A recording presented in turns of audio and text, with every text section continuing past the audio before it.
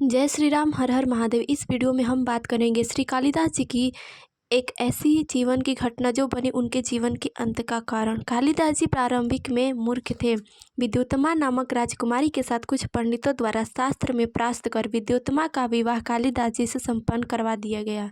विद्युत्तमा का ये प्रण था कि जो कोई उसे शास्त्र में परास्त करेगा वह उसी से विवाह करेगी। विवाह के पश्चात जब कालिदास जी अपनी पत्नी विद्युत्तमा को घर लाए, कुछ दिन बाद विद्युत्तमा को ये बात पता चली कि उनके पति कालिदास तो अत्यंत मूर्ख है, इन्हें संस्कृत तो क्या हिंदी भी नहीं आती है। और क्रोध में पंडितों को कोसते हुए विद्युत्तमा ने कालिदास को छत से धक्का दे नीचे गिरा दिया। जैसे ही वे नीचे गिरे वहीं काली माँ का स्थान था, वहीं काली माता का मंदिर था। कालिदास जी की जीभ कटकर गिर गई थी, जिससे वे स्पष्ट नहीं बोल पा रहे थे, सिर्फ विद्या विद्या ही बोल पा रहे थे। तब माता काली ने साक्षात दर्शन देकर कालिदास को विद्या प्रदान की थी। माता के आशीर्वाद व वरदान से कालिदास महान ज्ञानी हुए, संस्कृत साहित्य के इतने बड़े ज्ञानी हुए तथा महाकवि हुए। इतने ज्ञानी होने के बावजूद भी उनकी मृत्यु इतनी दुर्दशा से कैसे हुई, आइए जानते हैं। मान्यताओं के अनुसार एक बार कालिदास जी अपनी किसी ग्रंथ में माँ काली के रूप का वर्णन कर रहे थे। उसमें वे माँ काली के नेत्र, केश, चरण, माता के प्रत्येक अंगों का वर्णन करने के साथ माता की जंघा का भी वर्णन कर दिए।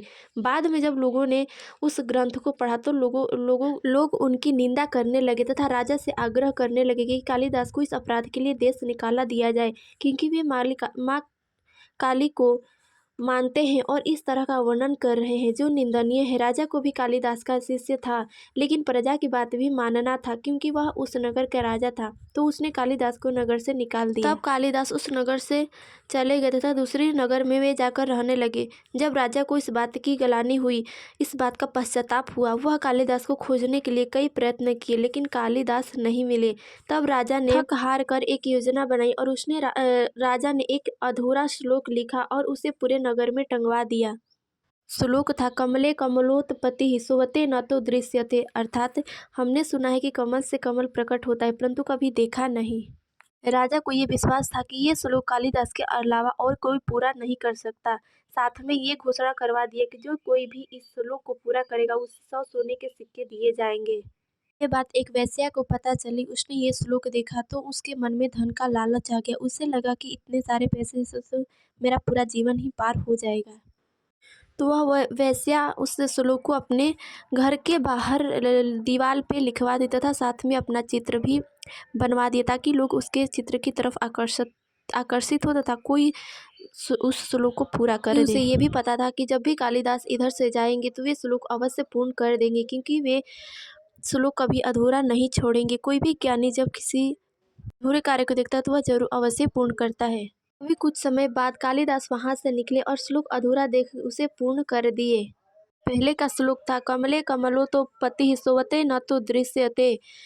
आगे का श्लोक कालिदास जी ने लिखा, बाले त्वम मुखम भोजे कथि विंद वरम हे, अर्थात हे सुंदरी, तेरा मुख कमल की भांति है और तेरे नयन भी कमल के ही भांति हैं।